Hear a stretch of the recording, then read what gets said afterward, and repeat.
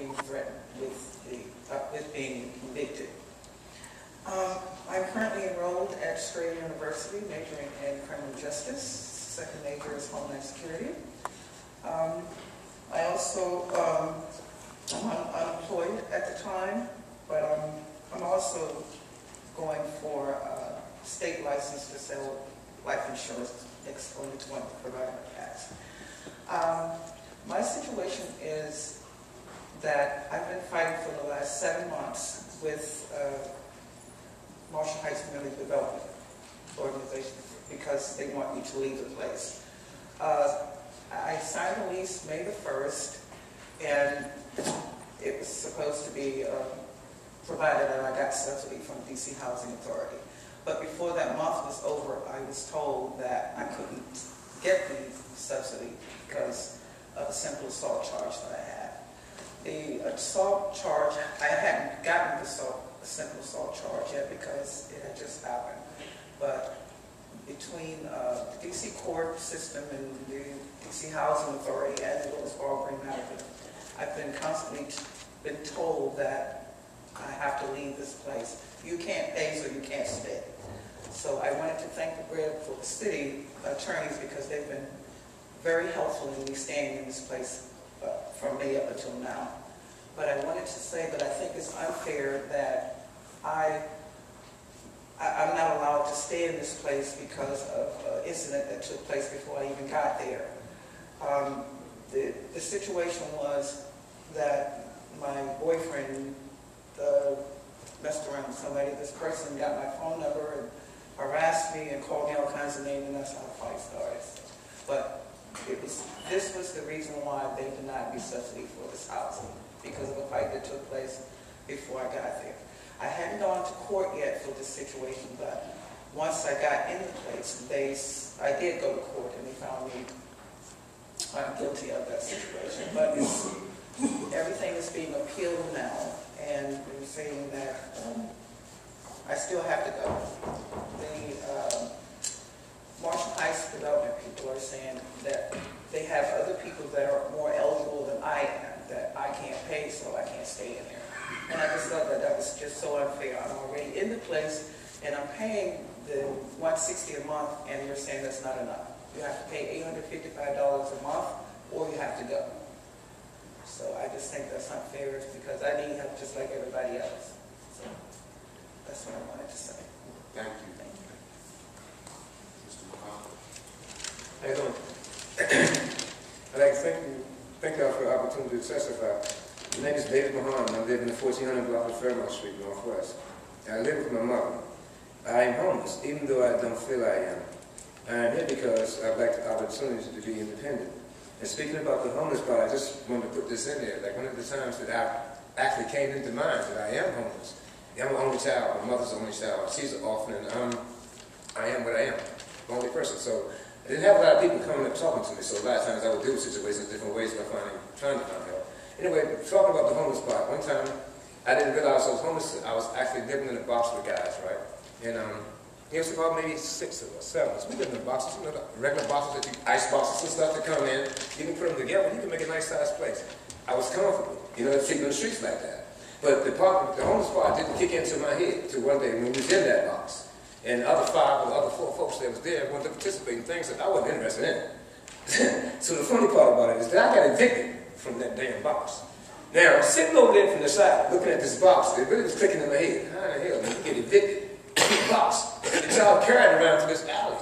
So at that note, I started to get a little, you know, I got a little frustrated. So a lot of times I started hiding my feelings because by being the only child, and the mother being the only person too, only child too, I never really had a lot of people to talk with me to express my emotions, my feelings, or how I might feel about something.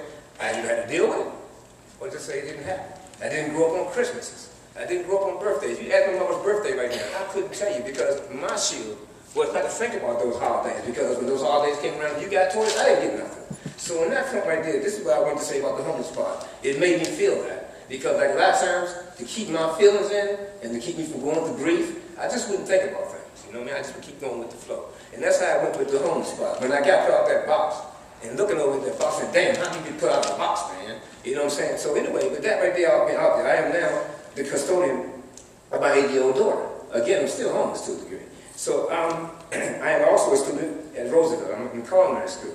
I'm also a truck driver. But my job's ups and downs. You understand what I'm saying? So therefore, when I do try to find something, I can't afford it. Like right now, it's getting ready to get cold. Of course, truck driving jobs are going to get slow. So therefore, I won't be part of trying to pick up something to maybe next year. So I'm in school. But between now and then, I have this girl with me. She's 8. She's doing great. I have her in a couple of programs that we both like, and everything's working out. But the point I'm making is that it's a hard struggle. Just trying to say, I'm living with my mom. She lives in a semi-type house facility, and she's helping us. Even though you may look at me, not saying perfect, you may look at me and say, well, you're not homeless, Philip. You yes, I am. I'm not supposed to be there. You know what I mean? And just because I don't have enough to be able to afford a $1,500 or whatever it may be apartment, you know, I don't think it's fair. Even though I'm working, there's a lot of people like myself who's out here trying to do the right thing. They want to do the right thing. Who work? They just can't afford it. And now that I have my daughter with me, you know, I really want to do this even more. I mean, I have no problem with asking people for help. I have no problem with being open. But the point is, a lot of times when you get to that point, people still tell you no. And like I said, because of me, it got a lot to do with my money. So I figured I'm going to try to elevate my income. So I want to take on other responsibilities as far as culinary and whatnot. But then I ask myself, I'm getting older now. How long can I work 2 jobs and driving trucks and stuff like that? So, you know, with that part of being homeless and all that other stuff, man, it's kind of hard sometimes just thinking about where I would like to be. I don't want my daughter to come up with some of the things that some other people like. One time I was looking at TV, I saw Chris Rock on here, and he said his greatest ambition in life is to keep his daughter off the pole. I mean, that's true to a lot of men. You understand what I'm saying? Man, I feel it's true to a lot of men. I don't want to see my daughter on the pole thinking, when you going to give her a tip or something like that? Hey, if that's what she chose to do down the line after me, it's okay. But I want to make sure that I provide things that the people that should have provided it for me, family-wise, gave me the tools that I needed to get to where I needed to be when the time comes, like for now. So anyway, you know, I recognize these things, and I also know that I'm not a bad person. I ain't done no time. Yeah, I have records. So I ain't done no time. I can look at those records. I see paperwork. I don't see a criminal. I just see paperwork because I ain't done no time. So you can't call me a criminal because I got a record. So I don't look at it like that. And like I said, I went to the National Guard from 77 to 80, from 77 to 83. I got out in 83. I got in the house during that time. I recently went back up to reapply in 2010. They said they don't know nothing about that. I can't complain because I got you. I can't complain. Y'all, the people that run the office. So if I go in and say, hey, where my name at from the 80s? It's not from that. They tell me now they only have existence on me from 2010, which ain't true. So I have to live with that. And then I hear people in here, and I even heard people down there running the line saying they've been waiting for 20, 30 years just to get somewhere. But I'm humble. I like to feel humble. You know, I'm not going to say, well, I'm going to get reckless and do what the next person did and just throw yourself away.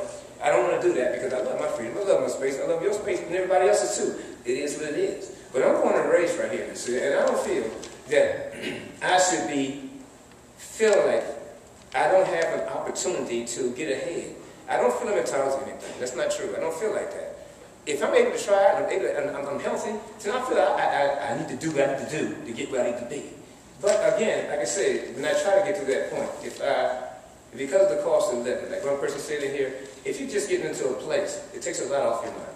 Whereas you have more time there in your mind to focus on where you want to go and what you want to do. And like I said, by me having my daughter with me now, I have to kind of like mainly keep that in front of me.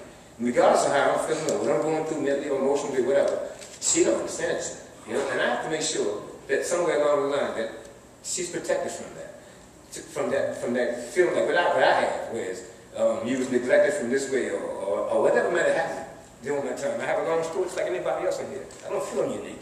Everybody in here, which is Washington or any other Tony or wherever might have been from, have a good story. You know, but the point is, it is affordable housing.